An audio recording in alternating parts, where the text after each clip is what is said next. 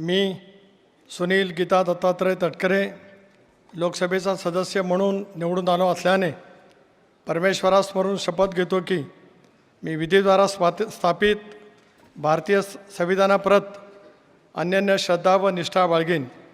भारतीय सार्वभौमत्वाचे आणि भारतीय एकात्मतेचे निर्धाराने रक्षण करीन आणि जे कर्तव्य आता मला प्राप्त होत आहे ते नेकीने पार पाडीन. जय हिंद, जय महाराष्ट्र, जय शिवराय.